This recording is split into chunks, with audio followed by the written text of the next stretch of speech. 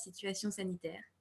On est un petit peu triste, on aurait voulu que ça soit plus convivial et de pouvoir vous voir en vrai et pouvoir interagir avec les intervenants plus directement, mais bon, on fait avec ce qu'on a. Si vous étiez là hier, vous avez pu voir déjà 3 ateliers super intéressants. Hier matin, on a commencé par un atelier d'autodéfense contre les fausses évidences en économie, avec 2 animatrices de Financité. Ensuite, on a reçu Philippe Lambert, eurodéputé écolo, et Laura Verey, qui travaille sur le lobbying industriel dans la sphère européenne. Et on a pu voir en quoi, justement, l'influence des détenteurs de capital sur la politique européenne était problématique et ce qu'on pouvait faire pour changer tout ça. Et enfin, on a fini la journée avec un débat avec une grande dame politique, Zakia Katabi, qui nous a parlé de son parcours, de sa vision politique et de ce qu'elle comptait faire de son nouveau mandat de ministre du Climat, de l'Environnement et du Green Deal. Tout ça est disponible sur la page Facebook d'Écologie si vous voulez les revoir. Ce matin, je suis en très bonne compagnie avec Marie-Sophie, qui est une des membres d'Écologie et qui va modérer ce débat. Et puis nos 2 intervenants, Gilles Vandenburg, qui est député fédéral et chef de groupe, qui est le député de référence sur les matières économie et notamment les indépendants. Et puis on a Martin qui a fondé un groupe à la CSC qui s'appelle United Freelancer et qui défend notamment les coursiers Deliveroo. Et donc, on va parler de l'ubérisation de l'économie, qui est un sujet qui nous touche particulièrement en tant que jeunes, puisqu'on doit se lancer dans la vie, sur le marché du travail. On a peur pour notre avenir, pour ce que ça va devenir, et comment faire face à ce système économique de plus en plus prédateur. Donc, on va pouvoir en discuter. On aura enfin le dernier atelier de la journée cet après-midi, et on parlera féminisme, nouveaux combats, nouvelles vagues, etc. Et on aura l'immense joie d'accueillir Rokhaya Diallo et Juliette Rousseau, et ça sera à 14h30. Voilà, bon débat et bonne journée. Voilà, alors bienvenue à tous et à toutes pour cet atelier thématique sur l'ubérisation. Alors, je rappelle, comme Chloé l'a dit, qu'on peut suivre cet atelier sur Zoom et sur Facebook. Donc, vous pouvez poser vos questions sur les 2 plateformes. Et alors, on a des modérateurs qui gèrent les questions et qui vont les dispatcher pour qu'on puisse les poser à nos intervenants. Alors, je vais faire un bref rappel de quelque chose qui tient très fort à cœur à École aux jeunes. C'est vraiment d'être un safe space, c'est-à-dire qu'ici, on laisse la parole à tout le monde, y compris aux minorités et aux personnes qui sont moins écoutées, sont directement touchées par la thématique, ont aussi le droit alors de s'exprimer, des choses comme ça. Donc, n'hésitez pas à parler en toute liberté, mais aussi avec tout le respect qui est dû à chacun et à chacune. Donc, ça, c'est vraiment un élément important. Un autre élément important pour écologie, c'est vraiment aussi l'inclusivité et de donner aussi la parole aux femmes. Alors ici, vous voyez, il y a 2 intervenants et normalement, on aurait dû être rejoint par Anne Dufresne, qui est docteure et chercheuse, mais qui n'a pu nous rejoindre aujourd'hui. Et donc, on voulait quand même rappeler cet élément-là qui est assez important à nos yeux. Donc, je vais laisser d'abord un petit peu les intervenants se présenter vraiment en 2 phrases pour expliquer un petit peu leur parcours et leur lien avec la thématique. Voilà, je vous laisse la parole peut-être d'abord à Gilles et puis ensuite Martin se présente. Oui, bonjour à toutes et à tous. Alors, tout d'abord, merci à Écologie, Arthur, Sophie, Chloé, enfin j'en oublie, vous avez vraiment été d'une réactivité incroyable pour pouvoir quand même organiser le débat, vu les conditions très compliquées depuis les annonces de vendredi. Donc voilà, chapeau pour ça. C'est pas facile, mais et grâce à vous, on peut quand même discuter de cette thématique importante. Donc moi, c'est Gilles Vandenbusch, je suis député fédéral depuis 2015. Avant ça, j'ai travaillé dans le secteur économique. Et effectivement, je suis en particulier les matières liées à l'économie, au marché de l'emploi, aux indépendants, au niveau de la Chambre, au niveau du Parlement fédéral. Et effectivement, depuis maintenant quelques semaines, je suis chef de groupe au niveau du groupe Écolo Groen à la Chambre. Et donc, c'est vrai que je suis de très près ces matières qui nous tiennent à cœur, évidemment, comme écologistes. Voilà pour faire court.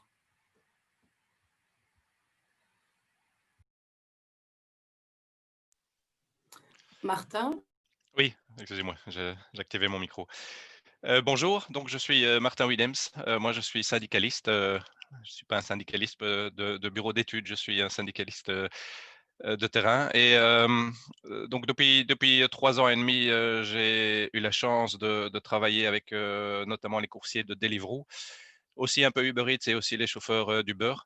Et cette expérience, mais pas uniquement celle-là, on y reviendra, nous a amené à créer une nouvelle division en effet de la CSC qui s'appelle United Freelancers, que je dirige et qui est une porte pour tous les travailleurs qu'on appelle parfois atypiques, c'est-à-dire tous ceux qui n'ont pas un contrat de travail traditionnel. Donc oui, les travailleurs de plateforme, mais pas seulement, tous les travailleurs indépendants, même s'ils ont choisi d'être indépendants et on respecte ça, il n'y a pas de souci, mais notre grand motto, c'est de dire que ce n'est pas parce qu'on est un travailleur indépendant qu'on n'est pas un travailleur, hein. Les indépendants ne deviennent pas automatiquement des patrons, comme c'est un petit peu la mythologie actuelle. On est un travailleur et on a parfois grand besoin d'être soutenu pour défendre ses conditions de travail. Voilà. Voilà, merci pour ces présentations assez brèves. C'est vrai que de nos jours, on entend beaucoup parler Uber, Deliveroo, Amazon, Takeaway. C'est vrai que ça fait un peu partie de notre langage, de notre quotidien, et on ne se rend pas toujours compte de la réalité derrière. Donc, de Uber est venu un nouveau mot qui s'appelle ubérisation. On ne sait pas toujours ce qui se cache derrière. Et donc, je vais laisser la parole maintenant à Martin Willems qui va nous faire une petite introduction de 10 minutes pour nous présenter un petit peu le sujet. Martin, je te laisse la parole. Oui, merci Marie-Sophie. N'hésitez pas à m'interrompre s'il y a un problème technique ou s'il y a quelque chose de tout à fait incompréhensible dans ce que je dis. Voilà, je voulais partager ma présentation. Tiens, où est-ce que c'est? Ah oui, partager l'écran, voilà. L'animateur a désactivé le partage d'écran par les participants. Est-ce que l'animateur pourrait réactiver le partage d'écran ou alors mettre ma présentation? Vous m'entendez? Donc, je ne peux pas… Ah, ouf, voilà, c'est activé, merci. Voilà. Partager.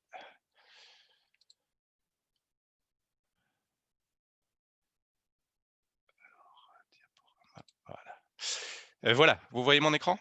Vous voyez la présentation? Alors, juste très court, pour planter un peu le décor sur cette question très large, hein, Uber, Deliveroo, Amazon, le nouveau visage du capitalisme, doit-il nous inquiéter? Comme dirait Jean-Paul II, n'ayez pas peur. Alors, quelques constantes quand même de ce qu'on peut appeler le capitalisme de plateforme.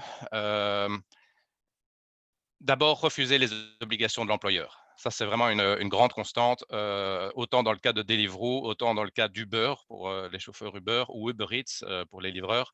La question du statut des travailleurs est centrale. On leur impose un statut d'indépendant, entre guillemets, ou de travailleur autonome. Et la volonté est évidemment que l'organisateur du travail, donc on parle ici de la plateforme, s'exonère de cette manière-là de toute responsabilité vis-à-vis des travailleurs. Alors, payer à la course, hein, c'est aussi un grand invariant au lieu de payer à l'heure, payer à la course, à la tâche, et plus généralement, c'est l'algorithme en fait qui distribue le travail et qui surveille les travailleurs. On sent une tendance à vouloir aller créer un marché dont la plateforme serait le nœud, arbitrer entre les acteurs et prendre une marge sur chaque transaction. Bon, ça c'est très téléologique, mais c'est vraiment une tendance. Alors ça, c'est encore peu perceptible chez Deliveroo, mais ça l'est. On le voit très bien, par exemple, chez Amazon. Alors Amazon, c'est un peu différent parce qu'en termes de conditions de travail des travailleurs, mais l'idéologie de fond est la même.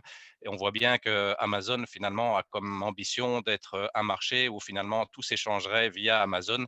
Ils appellent même ça le Amazon Marketplace.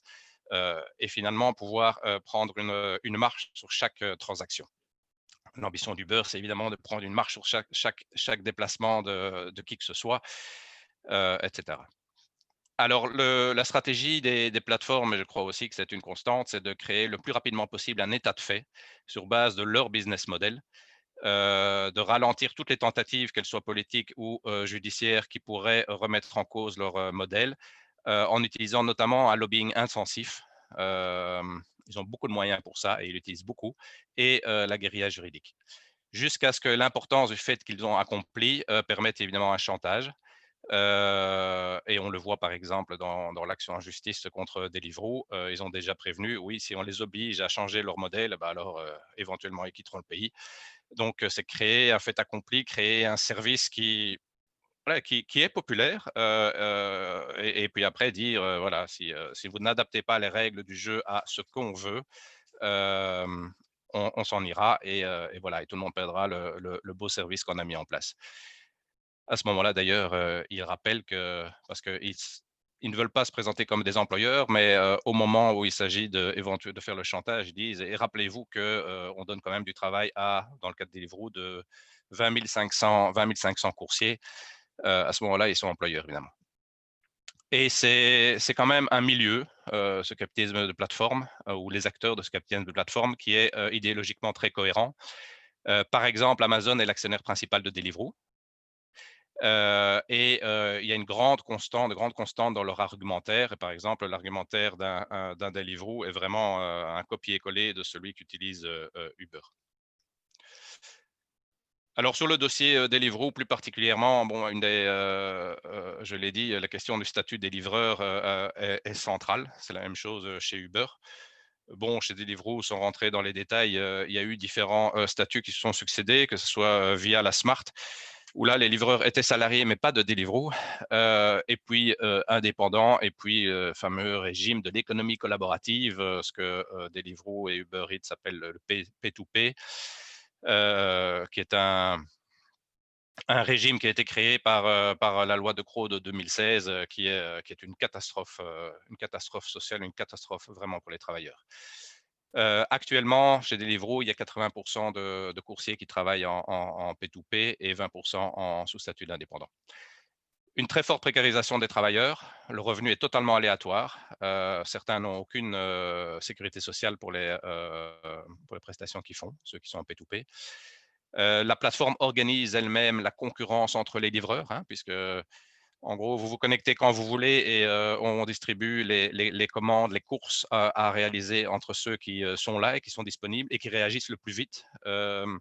Et donc, s'il y a plus de livreurs, c'est pas grave, on répartit tout simplement le travail entre plus de personnes. Ce qui veut dire finalement que la course que l'un obtient, ben, c'est la course qu'un autre n'aura pas. Et plus ils sont nombreux, plus évidemment ils se disputent pour avoir, enfin ils se disputent, ils se font concurrence pour obtenir ces courses. Les coursiers sont vraiment enchaînés dans un cercle vicieux de précarité et poussés à la fraude. Le système, en fait, repose sur un recrutement intensif de coursiers. Il y a un énorme turnover des coursiers. On est en moyenne coursier pendant 4 mois. Et vraiment, le système, c'est recruter, sachant bien que les gens vont partir très, très vite, mais continuer à recruter pour que ça tourne. Et vraiment, je crois qu'on peut conclure que le système se nourrit des problèmes sociaux existants. Il se nourrit du chômage, et particulièrement du chômage des jeunes. Il se nourrit des discriminations à l'embauche, hein. On voit bien que les gens qui aujourd'hui sont coursiers sont pour une grande part d'entre eux des gens qui sont discriminés à l'embauche et qui donc ont d'autant plus de difficultés à trouver un vrai emploi. Et le système se nourrit du manque de perspective, et particulièrement pour les jeunes travailleurs. Voilà, alors 2 illustrations ici, par exemple, parce que oui, un syndicalisme est apparu et il vient des coursiers eux-mêmes. Ici, les revendications qu'ils ont placées, c'est les plus récentes. Depuis le début du confinement, on n'a plus eu beaucoup d'activités. Mais là, fin 2019, vous voyez ici les revendications qui tournent autour de leur revenu, un revenu minimum par heure, de leur statut, et ils demandent une négociation collective. Alors, ça c'est une petite... 2 petites photos qui illustrent un peu à gauche notre ex-ministre de l'Emploi, monsieur Chris Peters, en plein, il est là à Davos et il fait une petite réunion privée avec la lobbyiste en chef de Deliveroo, une vice-présidente. Donc ça illustre très bien le lobbying. Ils ont l'air d'ailleurs l'entretien a l'air d'ailleurs très cordial. Et en parallèle, justement, se déroulaient les manifestations qui ont le plus marqué l'opinion des coursiers au début 2018. lorsque Deliveroo voulait leur imposer le statut indépendant. Et on voit d'ailleurs que les coursiers eux-mêmes disent que devenir indépendant, c'est l'esclavagisme, ce qui est évidemment une contradiction dans les termes et paradoxal. Voilà, là au-dessus, une petite citation un petit clin d'œil, puisqu'on était on devait être dans les bâtiments, et c'est sous le patronage de Bertha Cáceres, une citation de Bertha. Voilà, je vous redonne la parole. Je vais arrêter le partage.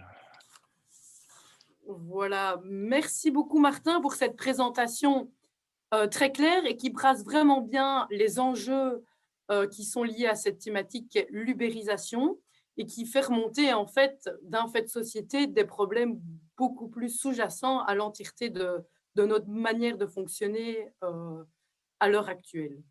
Alors, je vais maintenant laisser la parole à Gilles, notamment pour avoir son avis en 5 minutes, plus ou moins, sur quels sont les enjeux liés à l'ubérisation, et notamment s'il y a peut-être moyen de faire un clin d'œil, voilà, à la crise sanitaire actuelle. Est-ce que cette crise entraîne une expansion du capitalisme de plateforme, selon toi, Gilles?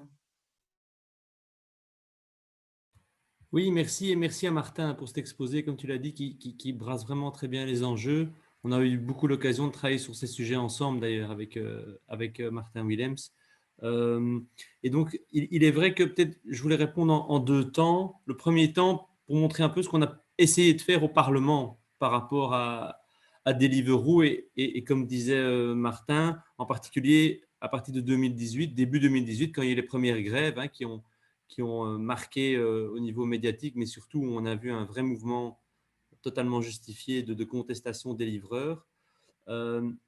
Parce qu'en fait, effectivement, la question principale, en fait, et c'est ça que le politique doit essayer de pouvoir résoudre, mais de nouveau, il n'y a pas que le politique qui est aussi, je dirais, concerné, puisqu'il y a des actions judiciaires en cours, hein, je voulais également revenir là-dessus, c'est en fait le statut.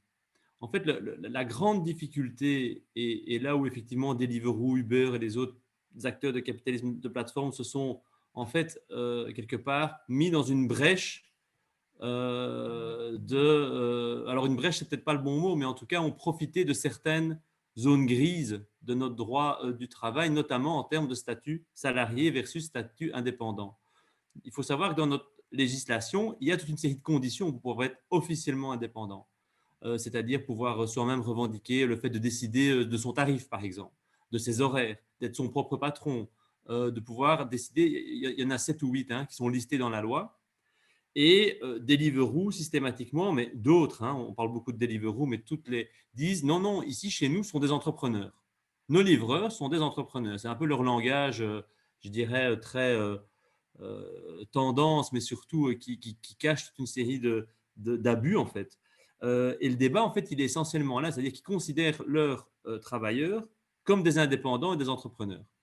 Alors que nous, depuis le début, en tout cas au niveau des colos, on dit clairement non, ce sont des employés. Et donc, ils ont droit à un statut d'employé, ils ont droit à des conditions d'employé, un salaire minimum garanti horaire, une couverture sociale décente et digne de tout employé, des congés payés, des pécules, etc., etc. Tout ce dont ont droit des employés en Belgique. Et donc, la difficulté, c'est effectivement que aujourd'hui, on ne les reconnaît pas encore comme, en tout cas, les employeurs, donc Deliveroo et autres, ne reconnaissent pas les livreurs ou les coursiers ou les chauffeurs, dans le cas d'Uber, comme des employés, mais effectivement comme des indépendants, payés à la prestation, sans couverture sociale, en tout cas, couverture sociale vraiment minimale. D'ailleurs, il y avait eu des enquêtes sur les accidents des livreurs, des Deliveroo dans toute une série de pays européens où on voyait bien qu'ils n'étaient pas couverts et on avait des drames derrière qui pouvaient se produire. Et donc, l'enjeu pour nous, il est vraiment là, en fait. Faire reconnaître que ce sont des employés. Parce qu'une fois qu'on reconnaît que ce sont des employés, alors évidemment, c'est le droit du travail, statut employé qui s'applique. Et alors, avec des obligations, évidemment, comme tout employeur en Belgique, en fait. Parce que Martin a raison, ils sont très actifs en termes de lobbying. Donc, moi, je pense que j'ai posé des dizaines de questions parlementaires, voire plus, en citant Deliveroo. Chaque fois, j'avais un coup de fil parce qu'ils font évidemment une espèce de… Ils ont des notifications, sans doute, chaque fois qu'on parle d'eux. Mais très bien, moi, je réponds à tout le monde et je leur explique tout simplement ce que je vous explique ici. Donc, c'est voilà, que ça ne va pas et qu'ils doivent reconnaître leurs travailleurs comme des employés. Et vraiment, le débat de fond, il est là parce qu'après, ils essayent de chaque fois contourner en fait toute une série de lois. Et donc, ce qu'il faut, c'est pouvoir imposer à ces plateformes le fait de reconnaître leurs travailleurs comme des employés. Et ça, c'est la difficulté. Aujourd'hui, il y a effectivement une loi qui a été passée, c'est la loi De Croo, la législature dernière, pour permettre un régime beaucoup trop flexible. Et donc là, on rejoint les critiques de Martin, pour ceux et celles qui travaillent de manière occasionnelle, c'est-à-dire maximum 6 000 € par an. Donc, c'est vrai que ça reste très occasionnel. On a 500-600 € par mois.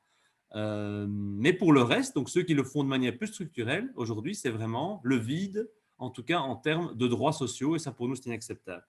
Et par contre, et ça, c'est aussi intéressant, donc le politique doit se mobiliser, je l'ai dit, mais on a aussi des tribunaux qui se mobilisent. Parce qu'en fait, il y a l'auditorat du travail, donc sans rentrer trop dans la technicité, mais donc il y a un procès en cours en Belgique pour justement l'auditorat du travail, donc qui représente l'État belge au niveau de tout ce qui est loi du travail, attaque Deliveroo devant les cours, les tribunaux belges, pour justement que leurs travailleurs soient reconnus comme employés. Et donc, ils disent, voilà, ce sont des faux indépendants, et donc vous devez être condamnés pour ça. Vous devez payer d'ailleurs toutes les cotisations sociales que vous n'avez pas payées. Et en plus, à l'avenir, vous devez reconnaître que ce sont des travailleurs. La première audition a eu lieu en janvier 2020, mais comme dans ce type de… Malheureusement, on n'attend pas de décision avant fin de l'année prochaine, meilleur des cas. Donc, évidemment, ça prend beaucoup de temps. Il y a aussi des procès qui ont été tenus dans d'autres pays. Par exemple, en France, la Cour de cassation française a reconnu qu'à l'époque, Take It Easy, je ne sais pas si vous vous souvenez, c'est un petit peu l'ancêtre de Deliveroo, avait eu beaucoup de problèmes aussi à Paris notamment, parce qu'ils géolocalisaient en plus leurs coursiers, donc totalement, enfin, des pratiques vraiment dignes d'un autre âge. Et là, ils ont été condamnés. Ils ont été condamnés. Bon, entre-temps, ils ont fait faillite Take It Easy, hein, mais ils ont été condamnés pour effectivement reconnaître leurs travailleurs comme employés. Par contre, pas aux États-Unis, mais en Angleterre, il y a un autre jugement qui a reconnu que les travailleurs Deliveroo étaient bien des indépendants. Donc, le problème que chaque pays, enfin, qu'il y ait des procédures judiciaires dans chaque pays, c'est évidemment, il n'y a pas de coordination et de cohérence. Donc, il faut absolument que le politique s'en saisisse. Et aussi la concertation sociale. Et je terminerai juste par un exemple, parce que je vois que mes 5 minutes arrivent à leur terme. J'ai beaucoup de choses, évidemment, à dire sur le… Mais nous, on s'était inspiré de ce qui s'était fait en Scandinavie aussi, au niveau du travail parlementaire. Il y avait 2 modèles qui étaient intéressants en Scandinavie. C'était au Danemark, une plateforme qui s'appelait Hilfer, donc H-I-L-F-R, et qui en fait offrait des services de nettoyage, mais vraiment sur base plateforme capitaliste de plateforme. Mais en 2018, sous l'impulsion du ministère de l'économie, il y a une convention collective qui a été signée avec tous les travailleurs et qui leur accordait des congés maladie, des pécules de vacances, une cotisation de retraite, un salaire minimum, etc. etc. Et donc ça, pour nous, c'était vraiment un exemple intéressant donc de dire, il y a eu la même chose en Suède avec, pour ceux qui connaissent, BZT, donc c'est BZZT, c'est un service de taxi électrique à Stockholm, où les chauffeurs aussi, suite à une convention collective, donc syndicats, employeurs, mais aussi ministère de l'économie, donc le politique s'est mouillé, ont réussi à mettre en place des conventions collectives avec des droits sociaux dignes d'employés.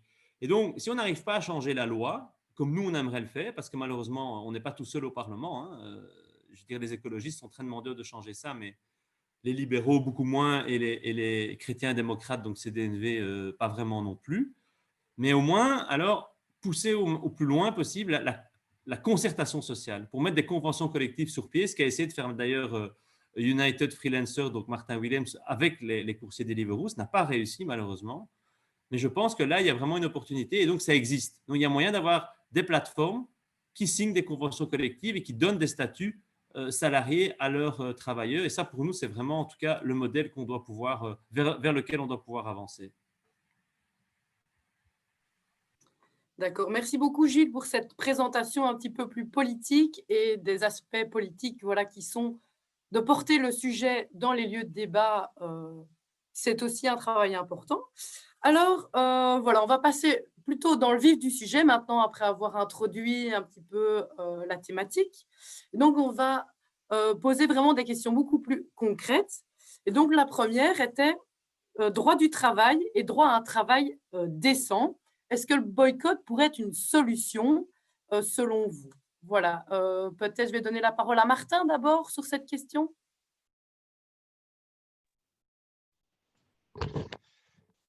Oui, c'est une question très intéressante et qu'on a débattu à plusieurs reprises avec les coursiers lorsqu'il s'est agi de faire, de vouloir faire pression sur Deliveroo. Et très largement, la décision a été de ne pas demander aux clients de boycotter la plateforme. Alors, la raison est simple, hein, ce sont des travailleurs, ils aiment leur travail. La question n'est pas qu'ils veulent arrêter ce travail, sinon ils pourraient arrêter. La question, c'est de le faire dans des bonnes conditions de travail.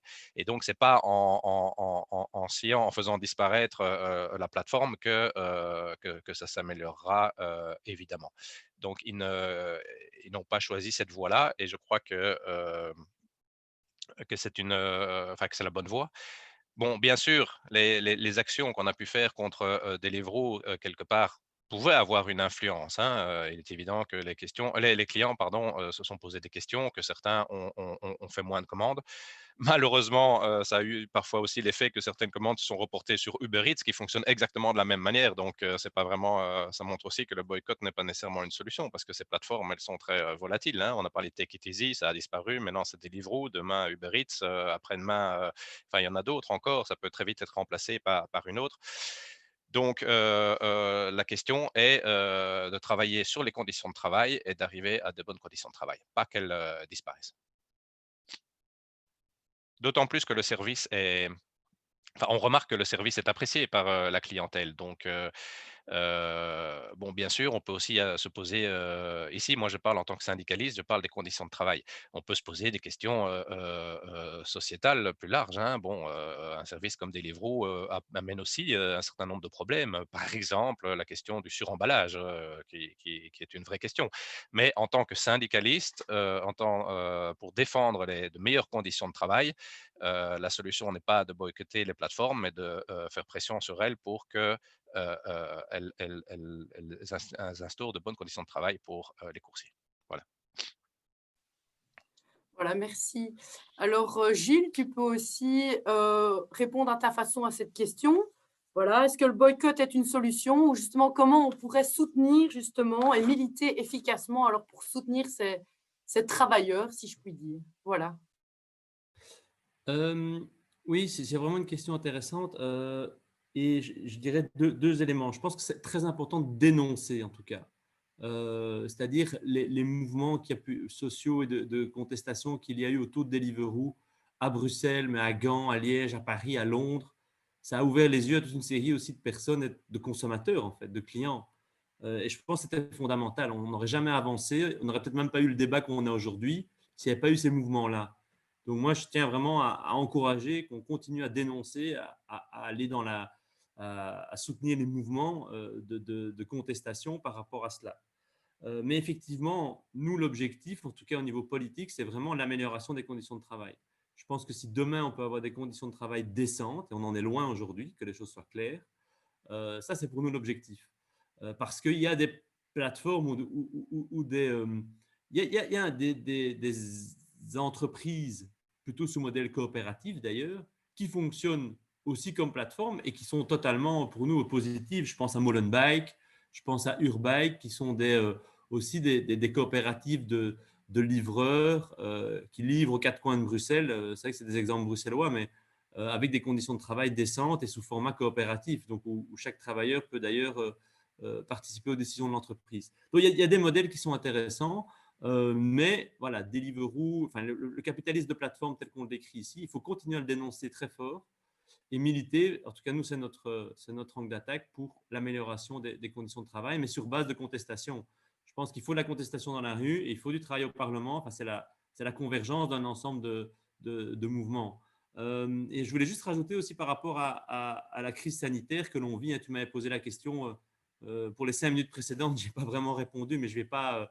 voilà. Mais il faut voir évidemment que ces services en ce moment sont évidemment très demandés parce qu'on est… Enfin, je ne vais pas décrire la situation de confinement dans laquelle on a vécu et qu'on va malheureusement connaître. Je pense par rapport à l'ORECA aussi, qui est un tissu économique de proximité avec des emplois ancrés chez nous, qui est en train de souffrir, je pense qu'il faut, enfin, c'est évident pour tout le monde, mais de manière très forte, et qui, au niveau de la livraison, voit une possibilité de continuer à survivre.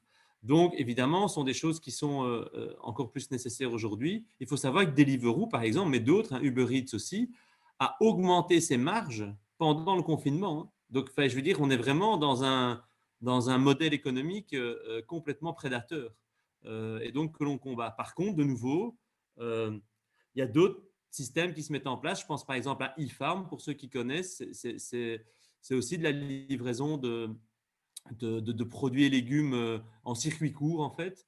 Et eux, ils ont vu aussi typiquement leur activité augmenter très fort pendant le confinement, mais c'est un modèle qui est quand même plus proche de ce que nous, enfin, sont des employés déjà, qui ont donc des conditions décentes de travail. Donc, on sait que ce modèle, comme disait Martin, d'ailleurs, plaît, et malheureusement, vu le contexte sanitaire, est amené à avoir encore plus de demandes. Donc, il faut vraiment pousser pour qu'un modèle alternatif basé sur la coopérative se mette en place, parce que le type de service qu'il propose, je pense qu'il va continuer à être demandé par nos concitoyens, tout simplement.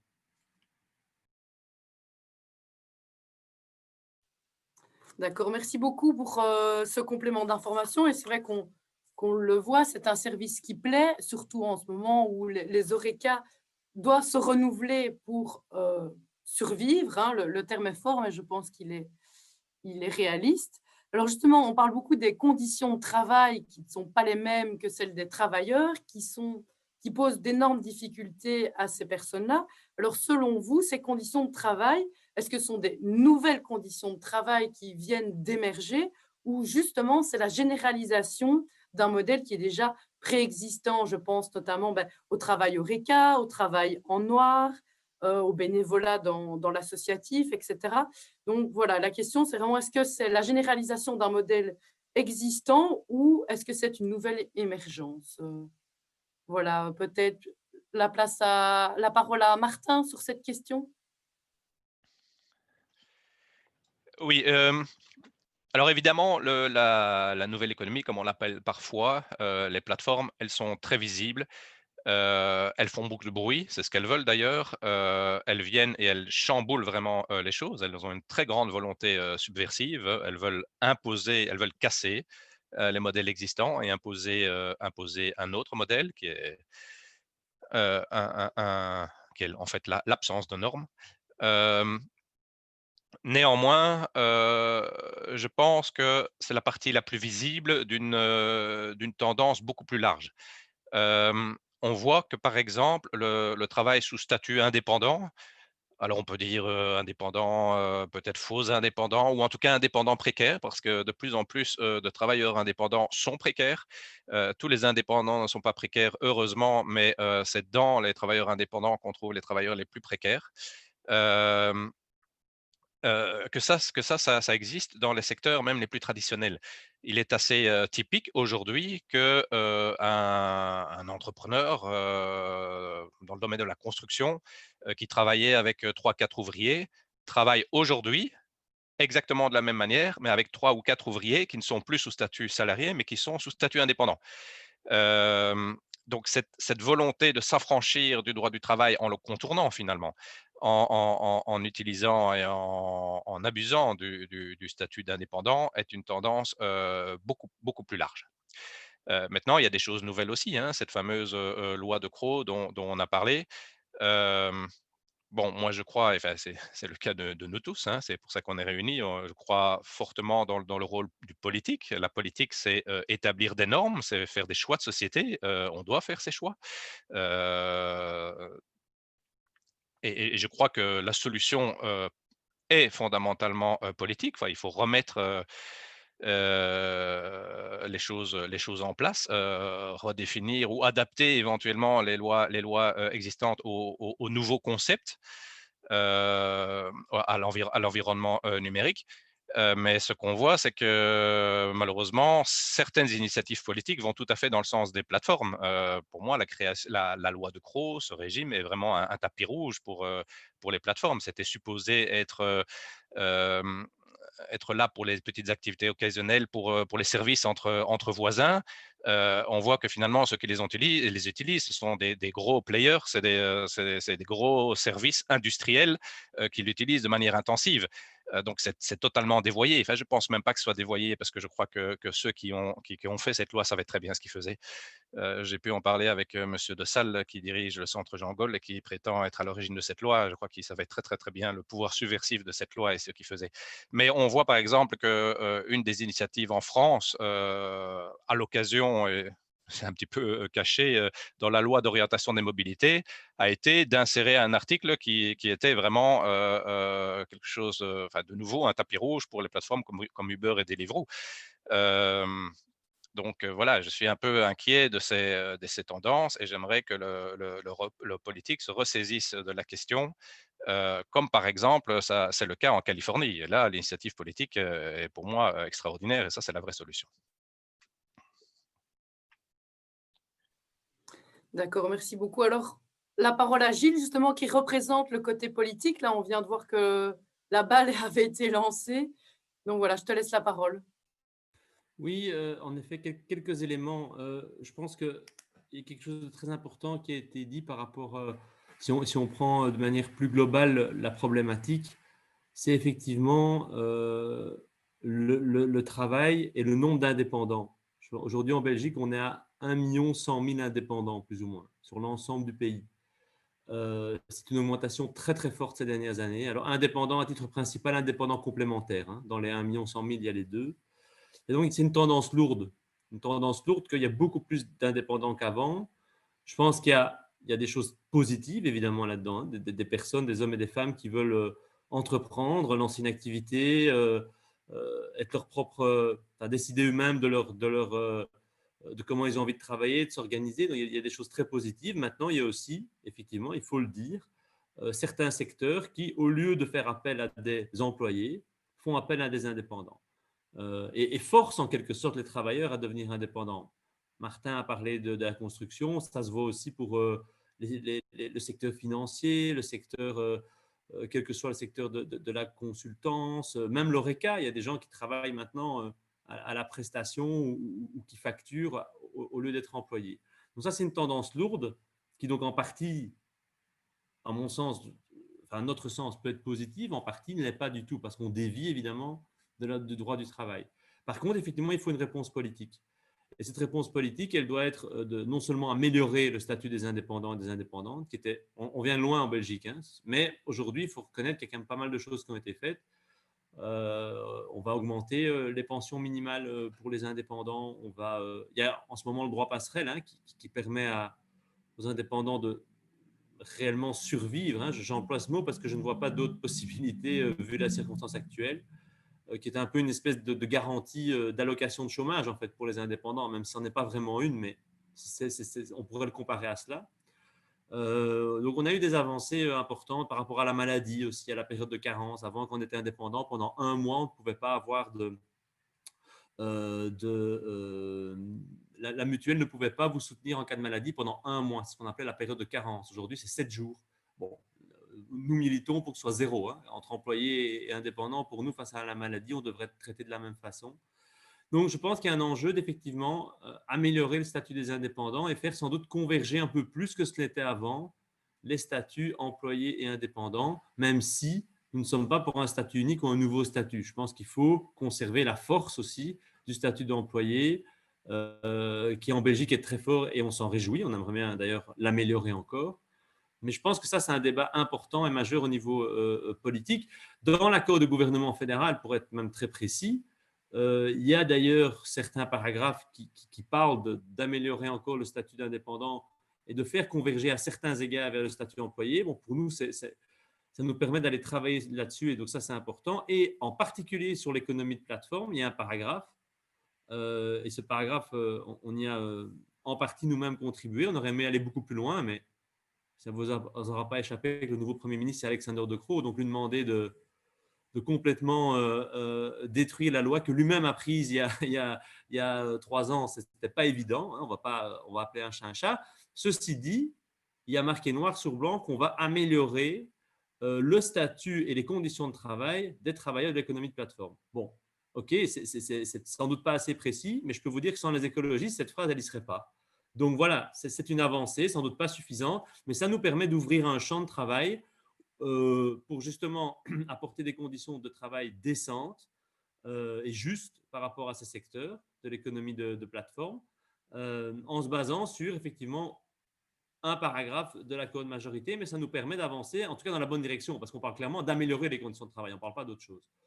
Alors, je sais bien que pour la plupart d'entre nous, ce ne sera pas assez, mais nous, ça nous permet de travailler, de proposer des choses qui sont en lien avec tout ce qu'on a décrit juste avant.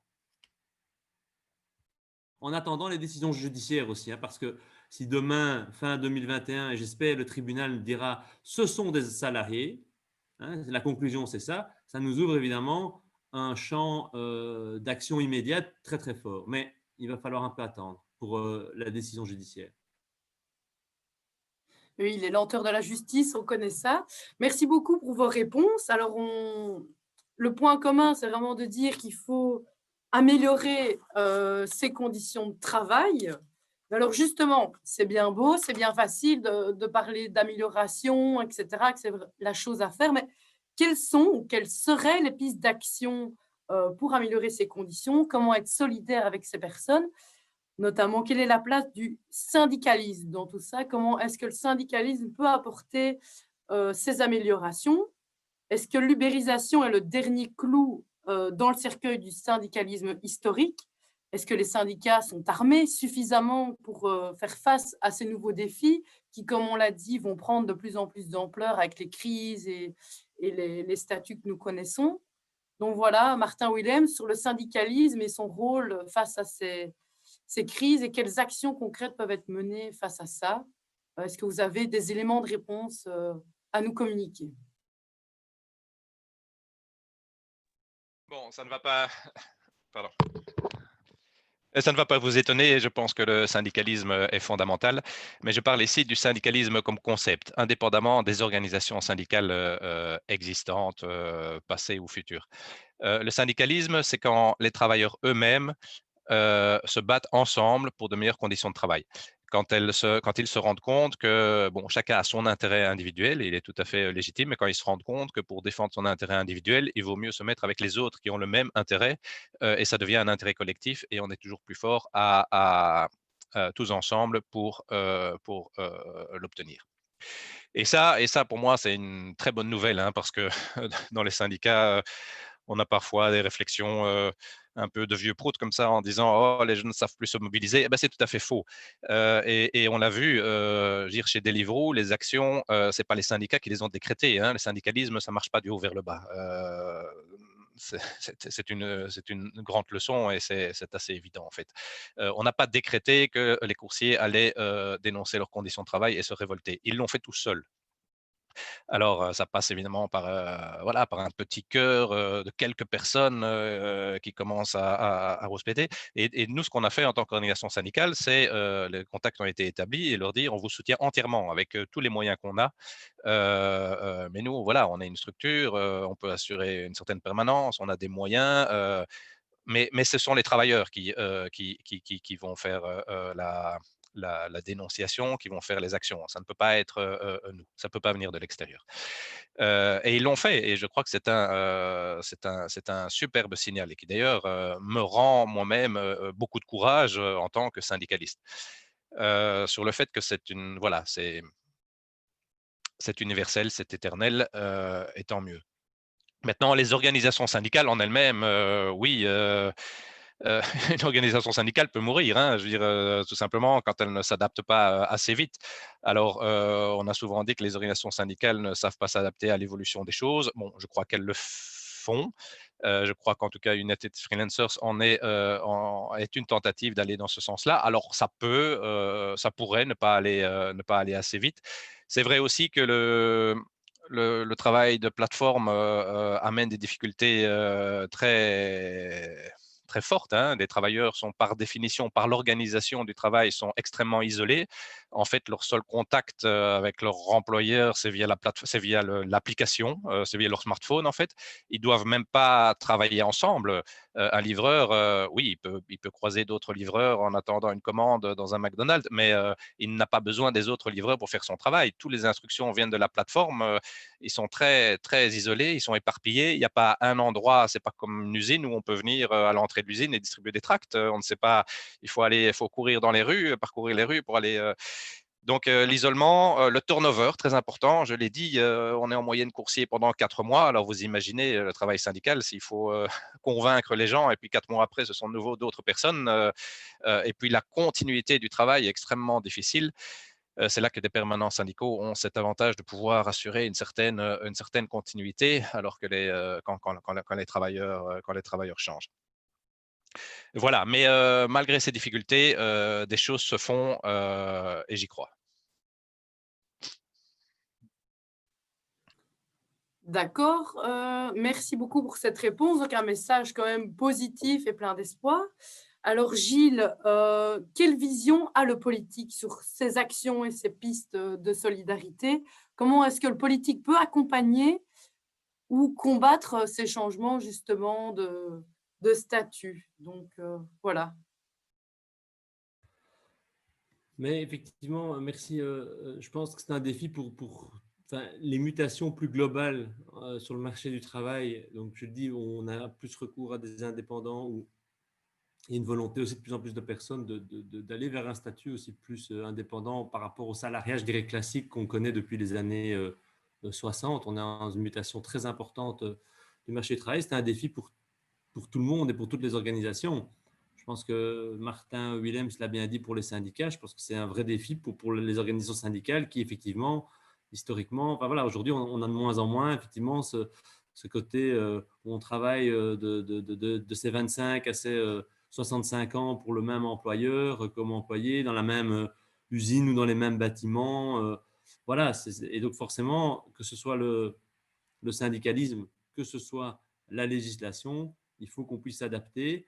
Le grand enjeu, c'est la vitesse, évidemment. C'est-à-dire que ces plateformes, non seulement sont évidemment elles-mêmes très flexibles et très promptes à contourner les lois, mais surtout à mettre les États un petit peu en concurrence les uns avec les autres. Ça, c'est la grande difficulté, c'est qu'effectivement, comme on l'a déjà dit au début de ce débat, Deliveroo a déjà dit, hein, si en Belgique, le tribunal me condamne et m'oblige à avoir des salariés, eh bien, ce n'est pas grave. Hein, moi, je fais dans le pays à côté. Hein. Ils l'ont dit clairement. Hein, bon, peut-être pas comme ça, mais voilà, le message était clair.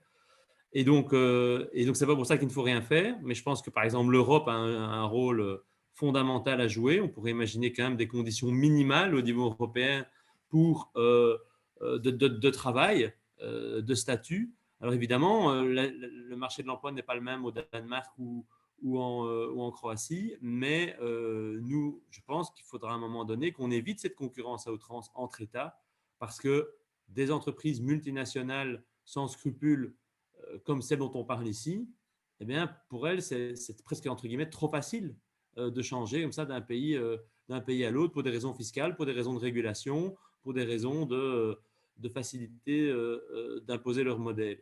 Il y a des exemples intéressants. On a parlé de la Californie. Moi, j'ai parlé de la Scandinavie. Donc, voilà, je pense qu'il faut s'inspirer de ce qui se fait de manière ambitieuse à l'étranger. Et surtout, c'est possible. Parce que ce que je veux vraiment qu'on évite, et ce n'est pas du tout la tonalité ici, mais quand on va vers l'extérieur ou dans d'autres débats, c'est un peu un discours de fatalisme. De fatalisme, de dire, voilà, qu'est-ce qu'on peut faire contre ces grands groupes qui justement font leur shopping entre un pays ou l'autre. Qu'est-ce qu'on peut, nous, que ce soit au niveau belge, que ce soit au niveau européen. Mais je pense que du contraire. On doit montrer notre volonté de rien lâcher, notre volonté de continuer à améliorer encore plus les conditions de travail, parce que pour nous, ça doit être, en tout cas nouveau, idéalement au niveau européen, notre marque de fabrique. Mais de nouveau, en Californie, il y a des choses intéressantes, très intéressantes qui se font. Donc vraiment, moi, c'est un peu, si je peux lancer un appel, mais je sais que je parle à beaucoup qu'entre nous ici, je n'ai pas à convaincre, hein, mais c'est surtout quand on va à l'extérieur, quand on va discuter parfois avec des représentants syndicaux qui ne travaillent pas directement en lien avec les indépendants ou même avec des employeurs, les représentants des indépendants ou des PME, il y a parfois un certain discours fataliste. Parce qu'il ne faut pas oublier que même pour les PME, les indépendants belges, voir des Deliveroo débarquer, ce n'est pas positif en fait. c'est de la concurrence déloyale. Parce que l'indépendant, le jardinier indépendant ou le maçon ou que sais-je, qui doit travailler et qui doit engager quelqu'un, il doit engager un employé. Hein. Il ne peut pas commencer il n'a pas les moyens ni l'envie d'ailleurs de contourner la loi et de prendre un employé en faux indépendant ou autre. Donc, ce sont les premières aussi victimes de ce système. Et ça, je pense qu'on doit aussi pouvoir l'intégrer dans notre discours, mais vraiment pas de fatalisme et vraiment, voilà, je crois vraiment que ce soit par rapport aux autres indépendants en Belgique, aux autres PME et aux autres travailleurs, il y a vraiment une large coalition en fait pour se dire imposons des conditions de travail justes et dignes pour chacun et chacune et ne nous laissons pas impressionner par ces systèmes. Et je pense qu'ils commencent à le comprendre. Hein. En tout cas, en Belgique, moi, des contacts que j'ai, maintenant, effectivement, il faut qu'au niveau parlementaire ou en tout cas législatif, on aille plus loin, ça c'est clair. Et j'espère que les décisions judiciaires tomberont dans le sens comment dire, que nous souhaitons, parce que là, je pense que c'est vraiment un levier important. Voilà, merci beaucoup pour vos réponses à tous les deux. On l'a entendu, il ne faut pas tomber dans le fatalisme, il faut compter notamment sur la force collective des travailleurs. Et justement, en parlant de ces messages un petit peu d'espoir, connaissez-vous des exemples où on a résisté à ce modèle? Est-ce qu'il y a des victoires à souligner, des alternatives qui seraient intéressantes de développer un petit peu et de faire connaître à plus de gens, notamment des actions qui inspirent? On parle notamment de l'action à Barcelone contre Airbnb. On a parlé aussi des victoires, pas encore victoires, mais au niveau juridique, de procès qui sont en cours, etc. Est-ce que vous avez des éléments à souligner à ce niveau-là qu'il faudrait partager alors à l'ensemble des gens qui nous suivent? Martin, peut-être, je vais te donner la parole en premier. Voilà. Oui, donc on ne peut pas dire qu'il y ait énormément de victoires par rapport, ou pas, en tout cas pas une victoire globale vis-à-vis des plateformes, certainement pas, mais oui, il y a un certain nombre de victoires. Je vais prendre un exemple macro et un exemple micro pour passer. Au niveau macro, je pense que l'initiative du législateur californien est vraiment quelque chose de très important.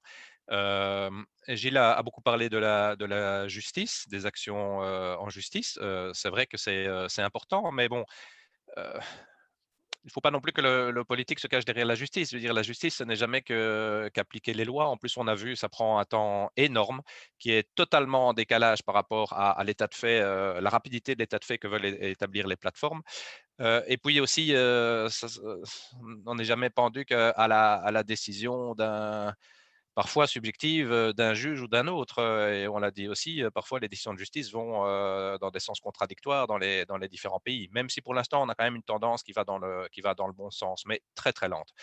Je dirais, en Californie, le législateur a simplement joué son rôle, a dit, ben voilà, c'est à nous à fixer les règles du jeu. Euh, et en fait, ils ont rien fait de révolutionnaire non plus. Ils ont reprécisé et je pense que ce serait utile en Belgique aussi. Et d'ailleurs, c'est aussi dans la note du gouvernement, repréciser les critères sur base desquels on décide si une occupation peut se faire sous statut indépendant ou doit se faire sous statut salarié. Donc, c'est tout simple. On a aussi une telle loi en Belgique, c'est la loi du 27 décembre 2006 qui est sur la nature de la relation de travail, dont les critères sont très flous en Belgique et sont vraiment utilisés par les avocats pour justifier l'injustifiable, qui mériterait une clarification. Et je crois qu'en Californie, ils ont bien fait ça. Ils ont repris un test qui existait, hein, qui s'appelle le test ABC, qui avait été dégagé par la jurisprudence, avec trois critères assez clairs, je trouve. Et en application de ces critères, en fait, un opérateur comme Uber devrait salarier tous ses chauffeurs. Voilà. Alors évidemment, la réaction, ça c'est intéressant aussi, la réaction des plateformes n'a pas été de se coucher et de dire oui, amen, on obéit. En fait, ils se sont coalisés pour essayer pour utiliser la possibilité qui existe en Californie d'une loi d'initiative populaire. Et donc, ils font une immense campagne de promotion pour essayer de créer une loi sur mesure. Donc, ils ont vraiment, et pour essayer d'inciter la population à voter en faveur d'une loi, mais vraiment sur mesure pour eux, qui dit presque textuellement, les travailleurs du beurre sont des indépendants. Point. Euh, et, Et le vote populaire sur cette initiative législative se fera le même jour que l'élection présidentielle. Donc, je serai aussi, moi, très attentif, outre savoir quel sera le nouveau président des États-Unis, je serai attentif le 4 novembre sur le résultat de cette initiative. Donc, ça montre aussi que la participation citoyenne, les lois d'initiative populaire, qui sont un très bel outil, mais peuvent aussi être dévoyées, et que là où il y a de l'argent, il y a aussi la possibilité de dévoyer ces moyens. Bon, d'autres victoires en Belgique, bon, je crois que la décision de la CRT, déjà qui est une commission administrative qui donne justement un avis sur la relation de travail, en 2018 avait déjà dit oui, le travail de coursier pour Deliveroo, c'est un travail qui doit se faire comme salarié. Oui, l'enquête de l'auditorat et l'attaque que l'auditorat fait contre Deliveroo est un très bon signal, même si ça a mis du temps. L'enquête de l'auditorat a commencé fin 2017 et c'est seulement en début 2020 qu'ils vont au tribunal du travail, et ce procès durera jusqu'à fin 2021. Et ce n'est jamais que le premier volet du procès. Après, il peut encore y avoir un appel. Donc, on est parti encore pour des années. Mais il y a aussi des petites victoires minuscules. Je connais malheureusement beaucoup de coursiers qui sont dans l'embarras à cause en fait, de la loi de Croo, qui dit que dès qu'on a dépassé le fameux seuil des revenus maximum par an, eh ben, tous les revenus sont requalifiés en indépendants. Il y a plein de coursiers qui sont vraiment dans la merde parce qu'ils ont dépassé de très peu. Et il y en a un, je prends cet exemple parce qu'il est très parlant, qui avait dépassé de 20 euros. Et c'était même pas sa faute. En fait, il avait été mal renseigné par Deliveroo pour compter, parce que lui savait et il était assez attentif, mais il a dépassé juste de 20 euros. Du coup, 2 ans après, le fisc, parce que oui, le fisc, ils ne disent rien contre Deliveroo. Par contre, attaquer les coursiers 2 ans après, ça, il n'y a aucun problème. Le fisc lui dit ben non, tous tes revenus de cette année-là, de 2018, sont requalifiés en indépendants. Du coup, l'INASTI lui dit tu dois payer en retard tes cotisations d'indépendant. Donc, il avait gagné 6 200 euros sur l'année 2018, et puis il devait déjà payer 4 fois 730, donc 2 800 euros de charges sociales, de cotisations sociales, pardon, d'indépendants pour 2018. Bon, on a réussi à sortir de là. Alors, en chipotant un peu, en forçant Deliveroo à faire une nouvelle fiche fiscale, parce qu'en fait, on avait la preuve que Deliveroo était en cause, ce qui est un chipotage et qui n'est pas tout à fait légal. Mais voilà, on se débrouille comme on peut, et on arrive à certains résultats. Et j'espère que cet exemple, que je pourrais expliquer cet exemple à des décideurs politiques pour leur montrer que cette loi de Croo doit vraiment être supprimée. Merci. D'accord, merci beaucoup. Gilles, je vais te laisser la parole alors sur la même question. Voilà. Oui, mais donc je partage beaucoup de choses de ce qui vient d'être dit. Je pense qu'effectivement, revoir les conditions aujourd'hui sous lesquelles on est indépendant ou pas, je pense que c'est nécessaire, effectivement. C'est un chantier important, mais c'est vrai qu'aujourd'hui, il y a trop de… En fait, tous les procès dont on parle en Belgique, c'est en fait là-dessus, hein. C'est l'interprétation des conditions pour est-ce qu'on est faux indépendant ou salarié. En fait, le débat juridique, il est là. Et comme je le disais, c'est en fonction, est-ce que vous pouvez vous-même, de manière autonome, fixer votre prix, fixer vos horaires, est-ce que vous avez la latitude de faire ceci ou cela? Et donc, ça se joue sur pas grand-chose. C'est pour ça que je prenais l'exemple de… C'est pour ça que Deliveroo, par exemple, a changé 3 fois ses tarifs horaires, 2 ou 3 fois. Enfin, la manière de tarifer, pardon. Pourquoi? Parce que c'était par rapport à cette loi, en fait. Par rapport au fait de dire, est-ce que mes coursiers ont le loisir de négocier le prix avec le restaurateur? On sait bien que non. Est-ce qu'ils peuvent choisir la course qui leur rapportera le plus? Non. Enfin, voilà, c'est toute une série. Et donc ça, je trouve que c'est voilà, c'est très important de changer de clarifier en tout cas les termes de cette loi. Ça sera un chantier législatif important. Je ne veux pas laisser entendre que ça se fera en deux coups de baguette magique ou autre. Mais je pense que c'est la bonne piste, effectivement. Et je suis vraiment très intéressé. Je ne connaissais pas en détail ce qui se passait en Californie. Mais je suis très intéressé de voir ce qu'ils ont fait là-bas, et ce sera certainement une source d'inspiration pour nous. Pour être un peu positif, puisqu'on arrive tout doucement aussi, je pense, à la fin des discussions, moi, ce que je trouve aussi intéressant et que j'ai vraiment envie de mettre en avant, surtout pour celles et ceux qui nous écoutent et qui sont aussi citoyens, évidemment, enfin d'abord, mais aussi qui vont peut-être faire appel à ces services dans les semaines qui viennent, il y a des services qui sont développés de manière alternative, comme je le disais, sous forme coopérative, en respectant les travailleurs.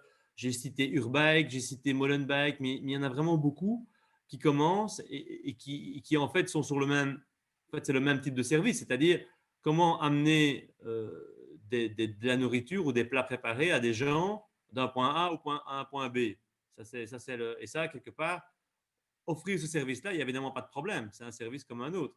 C'est comment on le fait et avec quelles conditions et sous quel statut. Mais donc, ça existe, ça commence à se faire de plus en plus avec des acteurs de l'économie qui sont respectueux des travailleurs et qui leur offrent des conditions de travail décentes. Alors, ce n'est pas assez, mais voilà, ça reste, je trouve, positif. Et peut-être aussi avant que la législation ne change, et vraiment, nous, on mettra tout notre poids pour qu'elle puisse changer. Je pense qu'il y a aussi, je le disais tout à l'heure, s'inspirer des concertations sociales qui se font dans d'autres pays. Je pense que je sais bien que ça n'a pas été simple. Enfin, Martin Williams connaît très bien évidemment cela, et c'est lui qui a négocié avec Deliveroo et avec d'autres, et ça n'a malheureusement pas abouti. Mais de nouveau, c'est vraiment aussi à ce niveau-là que ça se joue. Et à un moment donné, comment dire, le rapport de force, il faut le faire basculer du côté des travailleurs. Ça n'a pas encore été le cas aujourd'hui, mais je pense qu'il y a aussi là un enjeu, et il faut que les politiques, que les travailleurs, que évidemment les organisations syndicales, ensemble, on a ce levier. Et moi, je ne désespère pas qu'on puisse aussi, avec la pression globale et de voir ce qui se passe à l'étranger, de pouvoir aussi bien imposer des conventions collectives qui soient favorables aux travailleurs. Je pense que ça doit rester un outil important aussi, à côté du travail législatif qui, je le disais aussi, était important. Donc voilà, pour essayer de terminer sur une note où il y a quand même des choses positives qui peuvent se faire, et je dirais aussi développer des alternatives qui offrent le même service, mais évidemment avec des conditions de travail décentes et dignes du XXIe siècle. D'accord, merci à tous les deux pour vos réponses très intéressantes. Donc justement, on l'a entendu, il faut changer les lois, redéfinir un petit peu la nature juridique et comment on interprète les conditions qui font qu'on est un travailleur ou un indépendant. On l'a entendu, il y a des alternatives qui existent et qui sont possibles. Alors, vous diriez, vous, personnellement, est-ce que le phénomène de l'ubérisation est terminé, ou est-ce que c'est seulement une étape vers une autre façon d'envisager le travail? Est-ce qu'on peut anticiper et passer à l'action après? Et quelles sont, selon vous, les prochaines étapes de ce processus qu'on est en train de découvrir au fur et à mesure? Peut-être, Martin, tu pourrais commencer pour répondre à cette question? Donc moi, je crois qu'il n'est pas du tout terminé, qu'il n'est qu'à l'aube et qu'il va se propager dans tous les domaines. Et on le voit déjà, la grande distribution est extrêmement active sur le sujet. Colruyt, c'est assez confidentiel, mais Colruyt a lancé déjà une application de livraison qui permet à des livreurs de s'inscrire, un peu sur le modèle Deliveroo, de s'inscrire et de livrer des personnes qui auraient commandé évidemment des produits Colruyt, de livrer leurs courses chez eux. Cora et enfin d'autres grands acteurs de la distribution font aussi des pas dans cette direction, soit en collaboration avec des plateformes existantes, soit en créant leur propre plateforme. Et je dirais c'est normal parce que l'outil numérique permet des tas de choses et bon, et c'est très bien parce que c'est vrai qu'il y a de nouveaux services, ou en tout cas, c'est pas des nouveaux services, hein, que ce soit chauffeur de taxi ou que ce soit la livraison de repas, ça existe depuis très longtemps. Mais je veux dire, la facilité des outils numériques fait que voilà, ces services deviennent beaucoup plus simples à utiliser. Ça, c'est très bien, mais c'est pas pour ça que les conditions de travail des travailleurs doivent être mauvaises. Au contraire, c'est même possible. Pour prendre l'exemple de la livraison de repas, on a un acteur un peu moins connu qui s'appelle Takeaway sur les vélos orange, où là, les travailleurs sont salariés. Alors, tout n'est pas rose, ils sont sous statut intérim. C'est intérim. Il y a d'ailleurs un abus de l'usage de l'intérim. Mais bon, c'est déjà mieux. Donc, c'est tout à fait possible. Et c'est pour ça que je crois c'en est vraiment à un moment clé maintenant pour repréciser la règle. Alors, je ne dis pas non plus qu'il faut changer les lois. Je pense que le fondement des lois, il est bien. Il faut peut-être un peu clarifier certains concepts à la lumière des nouvelles réalités. Hein. Quand on parle dans la loi de lieu de travail, qu'est-ce que ça veut dire quand on travaille avec une appelette? Quand on parle de durée du travail, qu'est-ce que ça veut dire dans l'environnement numérique? Bon, il y a des choses à repréciser, à clarifier, mais les concepts fondamentaux sont là. Et, et je le répète sur l'indépendance, sur la volonté d'indépendance, parce qu'il y a des faux indépendants, mais il y a aussi des travailleurs qui choisissent d'être indépendants. Quelque part, c'est très bien. Hein. On n'est pas, en tant que syndicaliste, on n'a jamais voulu que les travailleurs soient subordonnés et obéissants. Euh, mais là aussi, il y a peut-être quelque chose à faire. C'est pas parce qu'on est indépendant qu'on doit avoir des mauvaises conditions de travail. C'est pas parce qu'on est indépendant qu'on devient un oiseau pour le chat. Et par exemple, un concept comme le salaire minimum, nous, on se demande et on demande, mais pourquoi le salaire minimum n'est pas aussi applicable aux indépendants? Euh, Pourquoi est-ce qu'on peut faire travailler un indépendant en dessous du salaire minimum? Mais non, si c'est valable pour les salariés, pourquoi ça ne le serait pas aussi pour les indépendants? Même chose, et on a promu une initiative dans ce sens-là, une initiative législative dans ce sens-là, même chose pour la loi sur la sécurité au travail. Pourquoi elle ne s'applique pas aux travailleurs indépendants? Elle s'applique aux salariés, elle ne s'applique pas aux indépendants, elle ne s'applique pas aux travailleurs de plateforme. En fait, c'est totalement absurde et on le voit bien dans un contexte de crise sanitaire. Voilà. Merci. Je vais laisser la parole à Gilles maintenant. Oui, mais je pense qu'effectivement, je ne crois pas non plus que ce soit une tendance, enfin que l'ubérisation est malheureusement plutôt une tendance effectivement qui risque de s'étendre. En tout cas, le recours à des indépendants et la volonté de certains de contourner les lois par rapport au statut d'employé. Martin Williams a cité quelques exemples. À un moment donné, on a même eu, enfin moi je me souviens d'un débat parlementaire au niveau de Bipost. Il y a aussi eu la volonté à un moment donné, et ce projet existe toujours, mais heureusement a été recadré en termes de qualité de l'emploi, enfin des conditions de travail, pardon, mais où des personnes pouvaient livrer un colis d'un point A à un point B sur base de la tâche. Et donc on se réveille le matin, un peu comme Deliveroo, on se met sur le système, et on voit les demandes de Bipost. Tiens, vous habitez telle commune, nous avons des colis à déposer à la commune à côté. Est-ce que vous êtes d'accord de le faire de manière, en tant qu'indépendant? Donc, voilà, donc effectivement, je crains que le recours à cette manière de travailler, effectivement, s'intensifie. De nouveau, que des gens soient être indépendants ou cumuler plusieurs possibilités d'être indépendants, indépendants complémentaires, je crois qu'il ne faut pas, il faut pas le freiner, il faut même plutôt l'encourager, mais que ce soit dans des conditions effectivement décentes. Je pense que l'enjeu vraiment, il est là. Il faut aussi sensibiliser les employeurs à cela. Je pense que parfois, on a l'impression de répondre à certaines demandes. Moi, je me rappelle toujours je crois que c'était une citation d'un des anciens boss d'Uber il y a quelques années qui disait, et je trouve que ça représente assez bien sa vision de l'économie, qui est vraiment à l'inverse de la nôtre, il avait dit, moi, je ne ferai des bénéfices que quand il n'y aura plus de chauffeurs, en fait. Donc, le chauffeur humain est ce qui m'empêche de gagner de l'argent. Pourquoi? Parce que, en fait, c'est un service d'algorithme et ce qui leur fait gagner de l'argent, c'est l'accumulation des données, des datas. Et en fait, ils misent sur la voiture qui pourra se déplacer toute seule, hein, sans chauffeur. Et donc, il dit, moi, tant qu'il n'y a pas de voiture autonome, sans chauffeur, donc je ne gagnerai pas ma vie, enfin je ne serai pas bénéficiaire. Et de fait, Uber perd des centaines de millions d'euros par an, hein, juste pour donner. Enfin, souvent, on a l'impression que c'est une entreprise qui fait beaucoup d'argent, ce n'est pas du tout le cas.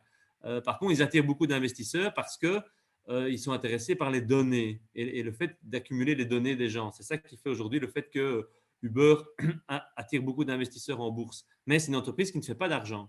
Et son boss disait, oui, c'est parce qu'il y a encore entre guillemets, des humains qui travaillent, quoi. Donc, c'est horrible. Enfin, je veux dire, vraiment, c'est l'inverse de l'économie que nous, on prône, qui donne justement, qui a du sens, qui donne de l'emploi ancré chez nous, qui permet à chacun et chacune de se réaliser, etc. etc. Mais c'est aussi intéressant pour comprendre leur logique, en fait.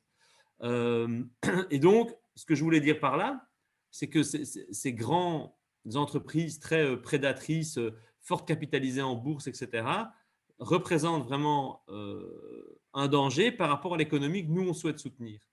Ça, c'est une première chose.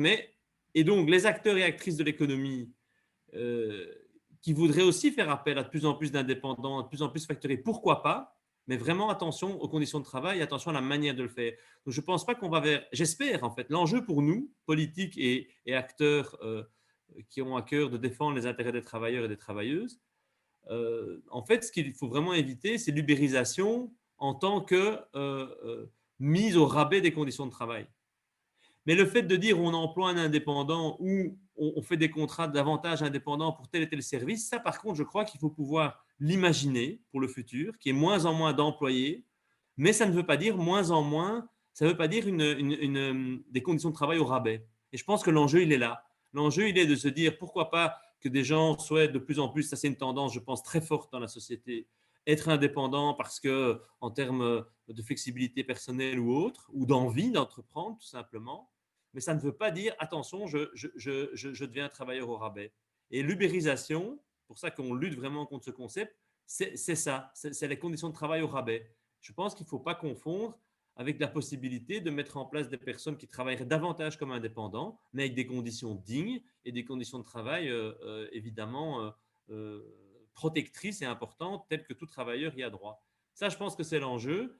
Et donc, que des Colruyt, que des Bipost, que des gros entrepreneurs belges qui généralement quand même ont une attention pour les conditions de travail, s'ils se lancent dans l'emploi d'indépendants, il faut vraiment mettre des balises extrêmement fortes en termes de statut et de conditions de travail. Ça, pour moi, c'est l'enjeu parce que le fait de recourir à des indépendants, je crois que la tendance, elle est très lourde. D'accord. Alors, merci à tous les deux pour la réponse à cette dernière question. Alors, avant de prendre les questions du public, si je puis dire, hein, des spectateurs, comme je vois ici, qu'on les appelle sur Zoom, conclure un petit peu. Donc, si j'ai bien compris, et je vous donnerai la parole pour rajouter quelque chose après si vous le souhaitez, pour l'instant, Uber et Deliveroo et toute la clique offrent des services qui sont utiles à la société actuelle. C'est une réalité qu'on ne peut pas nier. On n'est pas du tout à la fin d'un processus, mais plutôt au début, quelque chose qui va continuer à se développer. On voit qu'il y a des alternatives plus éthiques qui se développent.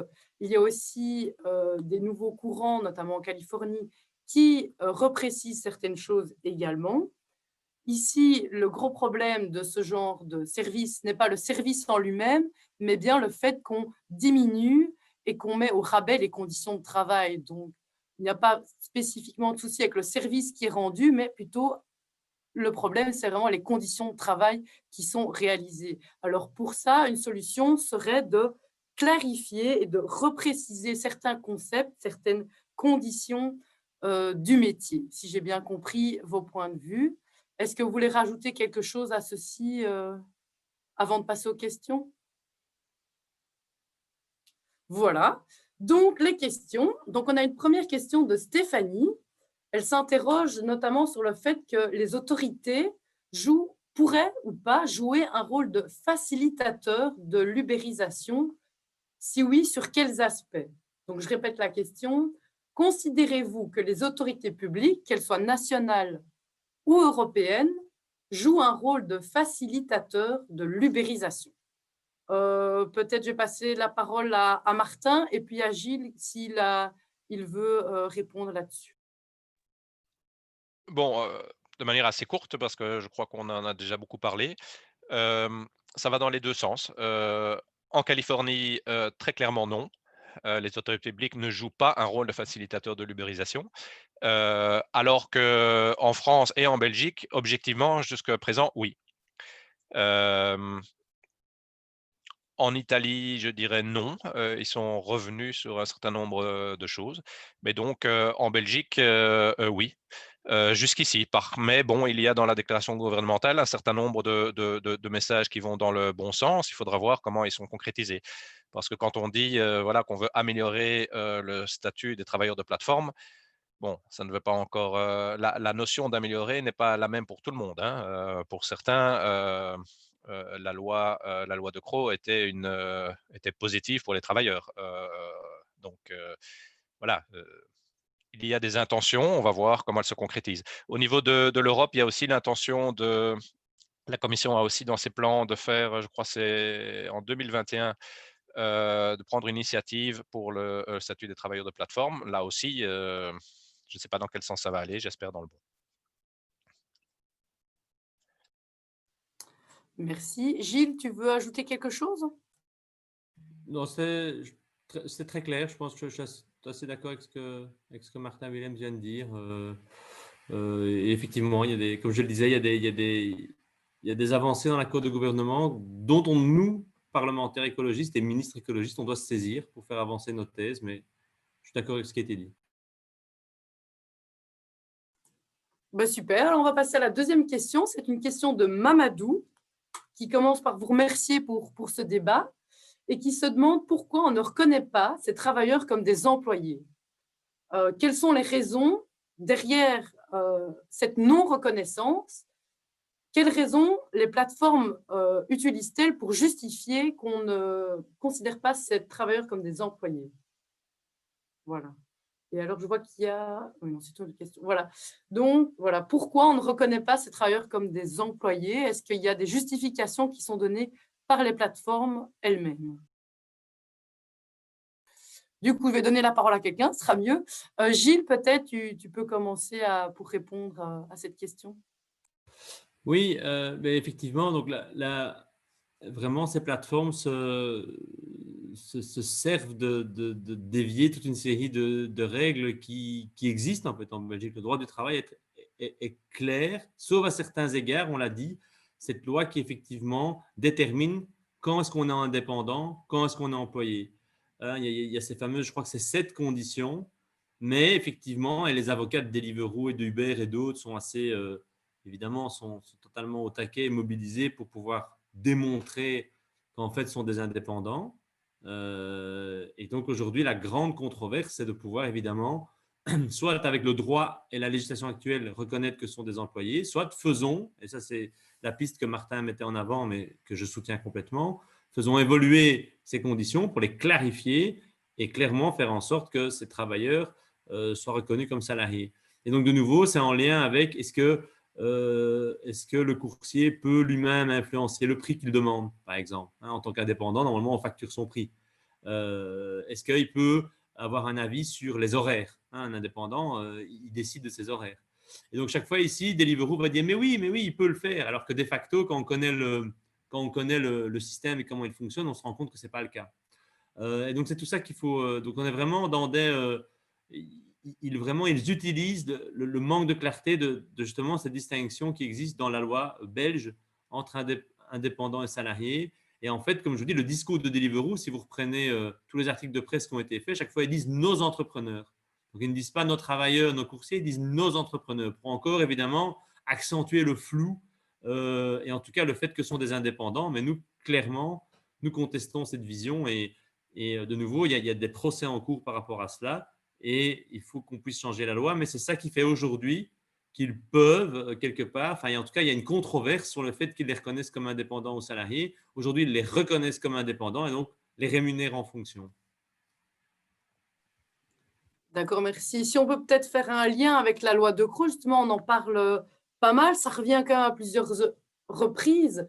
Quelles sont du coup les perspectives alors pour l'avenir en 2021, notamment concernant l'assujettissement de ces travailleurs à un régime de sécurité sociale de non-assujettis? Je ne sais pas si Martin peut-être peut rebondir là-dessus en termes de loi de Crot et de statut de travailleur.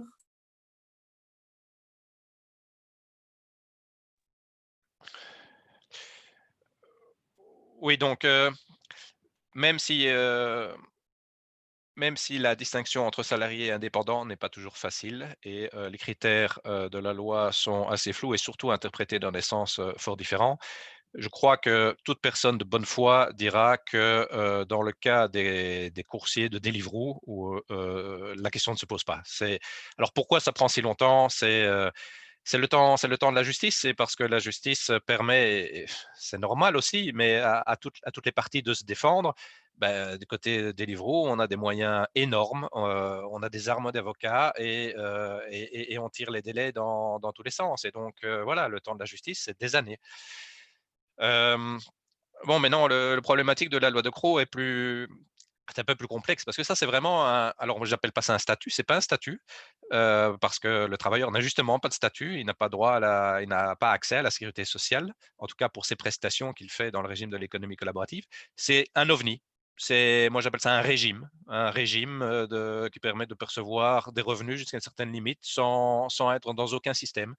Euh, alors ça, c'est plus problématique parce que alors là, ne s'applique pas en fait la loi sur quand est-ce qu'on est salarié indépendant, puisque là, ce n'est même pas supposé être du travail. Donc,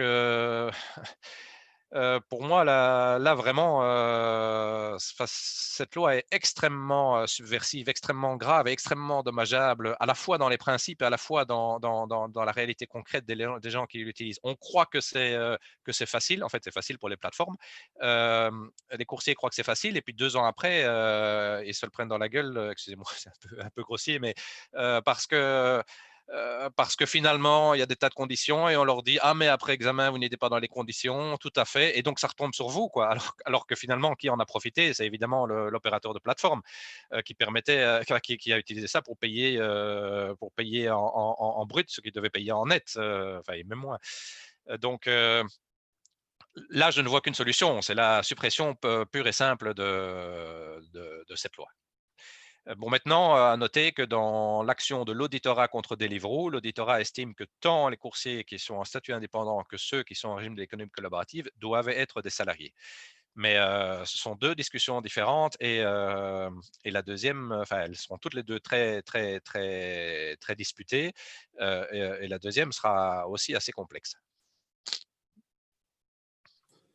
D'accord, merci. Alors, on a une question de Marine qui s'interroge sur la façon dont vous voyez la situation des travailleurs sans papier.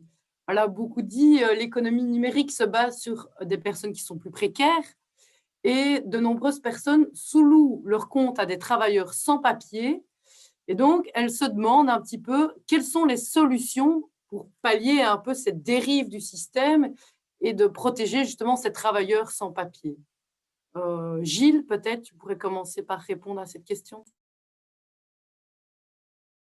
Oui, alors ça, on sait, surtout en étant, enfin, j'allais dire en étant bruxellois, mais c'est parce qu'à Bruxelles, le problème est d'autant plus criant que les travailleurs sans papier sont souvent utilisés comme main-d'œuvre extrêmement bon marché dans des conditions de travail inacceptables dans toute une série de secteurs. Je pense au secteur de la construction, qui est quand même très souvent un des premiers qui utilise ce type de main-d'œuvre. Sans doute aussi, effectivement, l'économie plateforme en partie. Alors, sur la sous-location des comptes, je ne suis pas surpris. Hein. Maintenant, il faudrait voir. Voilà, je n'ai pas d'exemple précis par rapport à ça, mais ça ne m'étonne pas. Hein. Donc, cet exemple-là. Et donc, je pense qu'effectivement, c'est vraiment important de pouvoir leur octroyer un statut, en fait, au niveau des travailleurs sans papier. Et d'ailleurs, c'était aussi un des combats. Il y a aussi un paragraphe dans l'accord de gouvernement. Alors, je ne vous cache pas que de nouveau, au niveau des écologistes, on est un petit peu seul à défendre ce genre de combat, mais de pouvoir, via le travail, justement, permettre une reconnaissance et donc un statut de ces personnes sans papier, pour évoluer évidemment vers un statut de plein entier après. Mais l'idée, c'est que via le travail, on puisse enclencher avec les régions, hein, parce qu'évidemment, à ce niveau-là, alors c'est les régions qui ont tout ce qui est accès à la profession et autres, on pourrait imaginer aller vers des régularisations, en fait, par le travail. Parce que ça, c'est ce qui a été en tout cas obtenu, j'ai envie de dire, de manière déjà très compliquée au niveau de l'accord gouvernemental. Mais en tout cas, pour nous, écologistes, c'est important et ça, on ne va rien lâcher parce que c'est le seul angle d'attaque qu'on a par rapport à l'accord fédéral pour justement aller vers davantage de régularisation. Et donc, pour nous, c'est vraiment une plateforme d'action importante. Et alors par rapport, voilà, parce qu'on sait bien que les conditions de travail des sans-papiers, de nouveau, dans certains secteurs, dont la construction, dont le numérique, sont innommables, enfin, sont inacceptables. Merci. Martin, tu voudrais ajouter quelque chose justement sur cette thématique, enfin cette problématique des travailleurs sans papier? Oui, ça c'est vraiment quelque chose de très important, hein, et qui montre la perversité du système.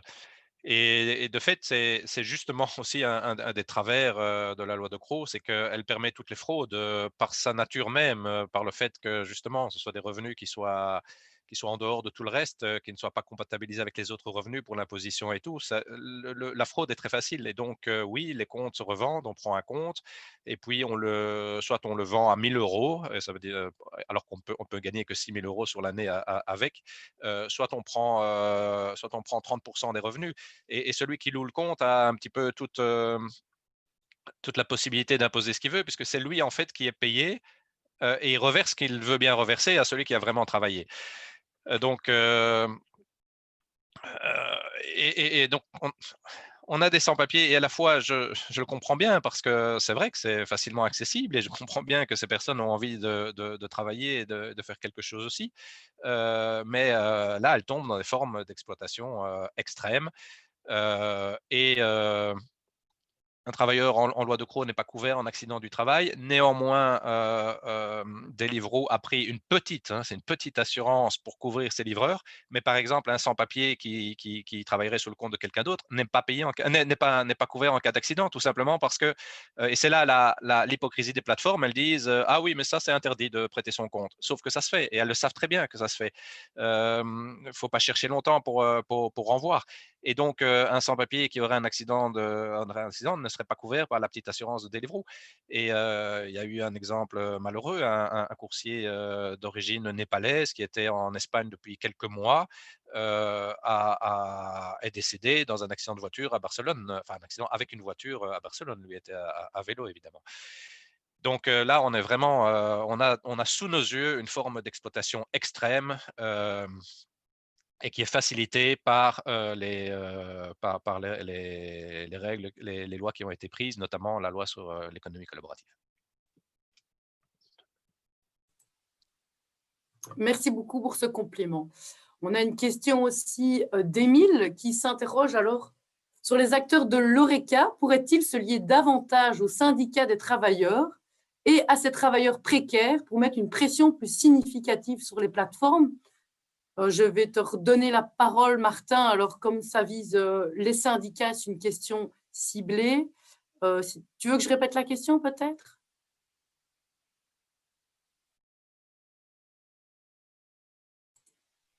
Non, j'ai bien entendu la question. J'étais en train d'y réfléchir. Je ne sais pas exactement ce à quoi la personne fait référence, mais peut-être au fait que, ça c'est une autre problématique qui a été mise en avant par l'ex-ministre du Carme, de dire que les plateformes prendraient une marge trop importante sur les restaurateurs. Et c'est vrai qu'ils ne se gênent pas, hein. La marge standard, c'est 30%. Donc ils prennent une marge de 30%. Avec laquelle ils rémunèrent très mal le livreur, et tout le reste est pour la plateforme. Donc oui, enfin, je pense que l'union fait toujours la force. D'ailleurs, dans les actions des coursiers, quand ils faisaient des mouvements de grève, ils demandaient la solidarité des restaurateurs. Ils demandaient que pendant les actions, ceux-ci se déconnectent de la plateforme, et souvent ils le faisaient. Je crois que de plus en plus, on voit des actions entre des convergences de lutte entre les travailleurs, des indépendants, des petites PME. Je me souviens que lorsqu'on a combattu de manière importante le TTIP et le CETA, on avait avec nous des mouvements d'agriculteurs, et on voit finalement que voilà, les petits sont exploités, qui s'appellent travailleurs, qui s'appellent agriculteurs, qui s'appellent petits commerçants de l'ORECA.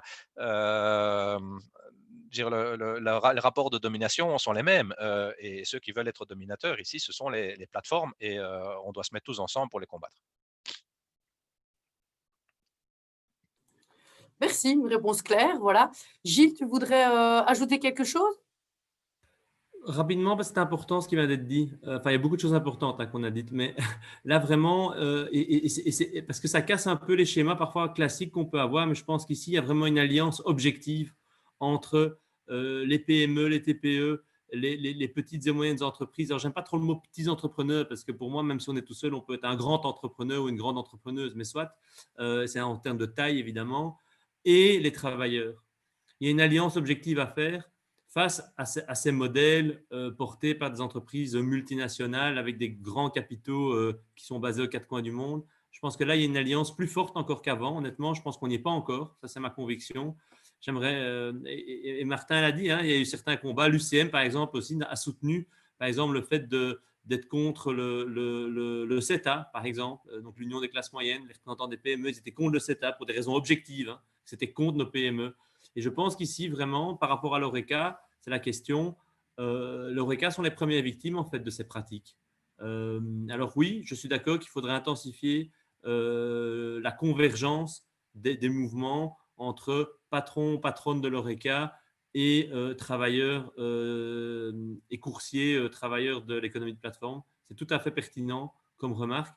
Et je pense qu'on doit le faire de plus en plus dans tous les secteurs. Je pense que les patrons de PME et de TPE, les entrepreneurs et les entrepreneuses ont tout à gagner aujourd'hui à être main dans la main avec les travailleurs contre ces grandes multinationales, je dirais, sans foi ni loi. En tout cas, c'est vraiment une conviction forte et qu'il faut intensifier. Donc. D'accord, merci beaucoup. On arrive tout doucement vers la fin de l'échange. On a encore quelques questions, notamment une question de Catherine qui vous demande si vous pensez que garantir un salaire minimum pour les indépendants serait une bonne solution. Martin, une réaction et puis je donnerai la parole à Gilles.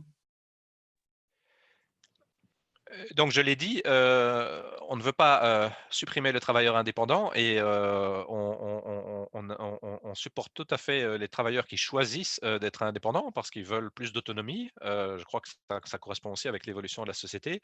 Mais on pense que ce n'est pas pour autant qu'on doit avoir de mauvaises conditions de travail.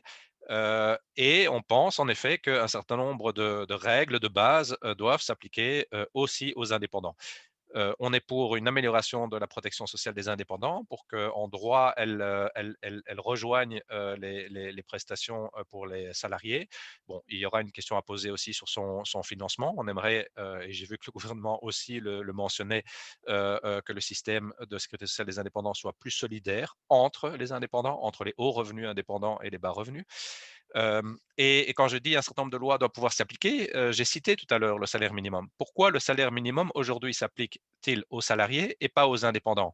Je veux dire, franchement, le salaire minimum, c'est quoi? C'est 1500, 1620 euros par mois. Je veux dire, on n'est pas indépendant pour gagner moins de 1600 euros 20 par mois. Hein. Enfin, c'est vraiment ridicule. Alors évidemment, ça ne peut pas être appliqué exactement de la même manière. Un indépendant peut et en général travaille pour plusieurs clients. Mais ce que je dis, c'est qu'on pourrait formuler cette loi en disant il n'est pas autorisé que quelqu'un qui travaille avec des indépendants organise le système de sorte que l'indépendant ne gagnera pas le salaire minimum. Et quand je vois la manière dont travaillent Deliveroo ou Uber avec des indépendants, ils organisent un système dans lequel le prestataire qu'ils appellent un indépendant ne peut pas gagner le salaire minimum. Ça devrait être interdit.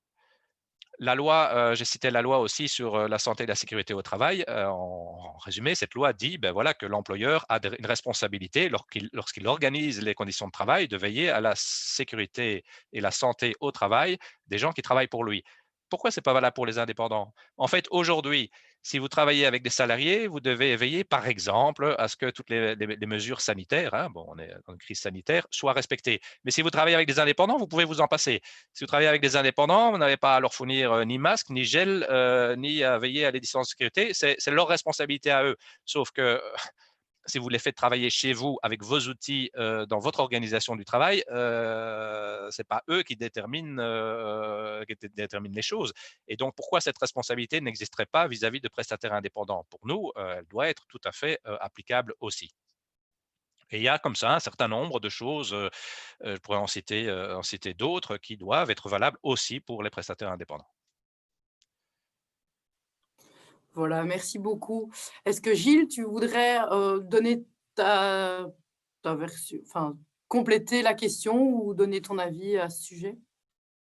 Oui, mais je suis assez d'accord avec ce qui vient d'être dit. Je pense que, en tout cas, pour les prestataires indépendants, il faut qu'il y ait des conditions de rémunération minimale. Ça me paraît logique. Maintenant, la difficulté par rapport au monde indépendant en général, c'est qu'il est très divers.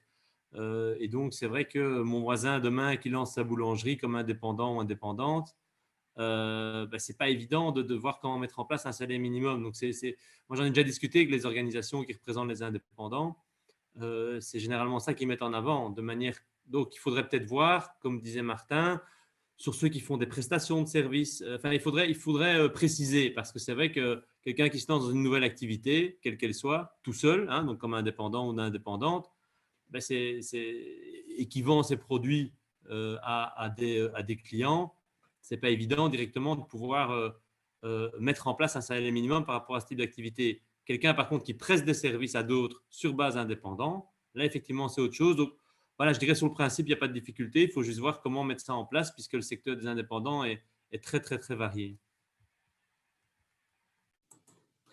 D'accord, merci beaucoup. Alors, on va prendre une dernière question qui va permettre un petit peu de conclure ce débat. C'est la question de Eric qui demande si c'est possible de lister quelques alternatives à Uber, Deliveroo, Takeaway, etc. Donc, une question plutôt large et ouverte sur l'avenir pour clôturer cet échange riche.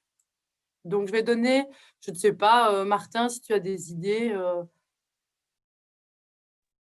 Bon, si vous voulez une alternative à Deliveroo, Takeaway ou Uber Eats pour vous faire livrer un repas chez vous, le problème, c'est qu'il n'y en a pas. Alors, Gilles a cité plusieurs coopératives. Il existe des coopératives, c'est vrai. Moi, je trouve ça très bien aussi. Mais mon point de vue là-dessus, c'est qu'il faut aussi, comment dire, refixer les règles pour les big players parce que on peut, si une petite coopérative doit se battre contre un Deliveroo et Uber Eats qui, eux, ne respectent pas les lois, ils n'y arriveront jamais. Alors, c'est pourquoi ces coopératives, aujourd'hui, elles se cantonnent dans des marchés de niche que, justement, de Deliveroo et de Uber Eats ne veulent pas faire. Pour donner un peu une caricature, quand Deliveroo vous distribue, vous livre les repas de restaurant et prend une grosse marge dessus, un Molenbeek va distribuer les repas faits par le CPF pour les allocataires du CPS parce que c'est un service public, etc. Mais ils ne vont pas faire la même marge, évidemment, qu'un Deliveroo. Et donc, ils vont subsister surtout dans du service au public. Et c'est là qu'il faut mettre voilà, les mêmes règles pour tout le monde et cadenasser ces règles pour qu'il n'y ait pas une concurrence déloyale et que vraiment des modèles alternatifs comme les coopératives puissent émerger sur le même segment. Merci Martin. Alors Gilles, au niveau des alternatives, c'est vrai que tu en as déjà cité, mais peut-être tu peux revenir là-dessus. Oui, surtout que les semaines à venir, vous savez bien qu'on ne pourra plus aller dans les restaurants à partir de mardi. Oui, il y a deux choses. Les coopératives, on l'a dit, ceux qui le font, mais de manière avec un autre modèle. Mais Martin a tout à fait raison. C'est de la concurrence déloyale, en fait, la manière dont fonctionnent Deliveroo et Uber Eats par rapport à ces alternatives qui, effectivement, généralement, fonctionnent pour des clients qui ont cette préoccupation sociale, comme les CPS ou d'autres publics. Sinon, si vous vous demandez comment vous faites livrer dans les jours qui viennent, vu que l'Horeca est fermé, je pense que le mieux, c'est regarder comment est organisée la livraison. Moi, je sais que, par exemple, moi, je vis à Excel où, évidemment, il y a pas mal de possibilités, mais je sais que, par exemple, il y a plusieurs pizzerias où c'est eux-mêmes qui font la livraison. Donc, ça veut dire que c'est un employé de la pizzeria qui prend son temps de travail pour faire la livraison. Donc, au moins, on sait que c'est un employé. D'ailleurs, donc, voir dans les restaurants qui sont autour de chez vous, que vous aimez bien, comment est-ce qu'ils organisent la livraison. Si c'est eux-mêmes qui la font avec une petite camionnette ou une mobilette ou des vélos, eh bien, voilà, c'est via des employés à eux, quoi. Donc, c'est déjà moins problématique, évidemment, que voilà, utiliser Deliveroo ou Uber Eats. C'est vrai que le service takeaway, bon, c'est pas idéal, hein, Martin l'a dit, mais en fait, sauf erreur de ma part, mais Martin me corrigera, je pense qu'ils font appel à un pool justement de livreurs qui sont employés. Donc, par exemple, dans tel quartier, toutes les pizzerias ou les restaurants qui envoient eux-mêmes des employés à eux, eh bien, ils font des livraisons entre eux. Et c'est comme ça que marche le service takeaway. Donc, ce sont normalement, je ne suis pas sûr à 100% honnêtement, mais normalement, ce sont des personnes qui sont employées, qui font takeaway. Donc, je ne veux pas faire de pub ici pour l'un ou l'autre. Je dis juste, j'essaie de répondre à la question de manière la plus concrète en fait possible, mais essayer de voir effectivement les restos qui organisent leur livraison via des employés et pas via Deliveroo ou Uber Eats, parce que alors généralement, c'est des personnes qui ont statut employé. Ou alors, vous allez vous-même prendre votre vélo ou marcher et vous allez ramener chez vous si ce n'est pas trop loin et vous pouvez vous permettre de ne pas manger froid, quoi. Ça, voilà, moi, je le fais, mais j'avoue que j'ai pas mal de restos pas loin de chez moi. Donc, voilà. Ça dépend évidemment comment on se situe. Voilà, ben merci à tous les deux. On arrive au terme ici de l'échange qui était prévu et des questions. Donc, je ne sais pas si vous voulez ajouter quelque chose brièvement pour conclure, mais voilà, libre à vous si vous voulez encore dire quelque chose. Non, je n'ai rien à rajouter. Je voudrais vous remercier et souhaiter une bonne journée à tout le monde. Ben voilà, c'est ce que j'allais faire aussi. Remercier tout d'abord les intervenants d'avoir su s'adapter comme ça voilà, à la nouvelle façon de présenter ce week-end Berta Cáceres via du coup Zoom. Et merci aux spectateurs alors qui ont posé des questions et qui ont interagi avec nous malgré les conditions. Et voilà, je pense que tout le monde a eu ses réponses et qu'on a bien brassé le sujet. On a émis voilà, les enjeux et puis on a aussi parlé de solutions. Et donc, voilà, c'est plutôt positif pour la suite. Merci à tous. C'est normalement le moment où je vois dans ma liste offrir le cadeau. Voilà, malheureusement, c'est le problème des Zooms, mais je ne doute pas que toute l'équipe a songé à une Vous pouvez le faire livrer par solution Deliveroo. également alternative. Pardon ? Vous pouvez le faire livrer par Deliveroo. Voilà, on va faire louer. Takeaway, c'est mieux. Ou Enfin, voilà. Ou pas. Voilà. Moi, j'ai eu la chance d'avoir Arthur qui est venu chez moi pour mettre le petit drapeau voilà. des verts européens. Donc, j'ai reçu une plongée dans l'univers d'Amazon pour encore davantage en savoir sur ce système que nous combattons au niveau des écologistes. Donc, merci beaucoup pour ça. Et merci encore pour le débat, la qualité du débat et l'adaptation. Merci beaucoup à toutes ceux et celles à Écologie qui ont permis possible. Merci aussi à Martin. C'est toujours très agréable de débattre ensemble. Merci aussi. Voilà. Et alors, dans les remerciements, il ne faut pas oublier non plus la Fédération des jeunes verts européens et le Parti vert, ce magnifique drapeau que Gilles arbore à l'arrière, qui finance et qui subsidie ce week-end. Donc, il faut les remercier chaleureusement parce qu'ils permettent la tenue de ce genre de week-end aussi. Il faut le souligner également. Voilà. Merci à tous. Au revoir. Au revoir. Au revoir.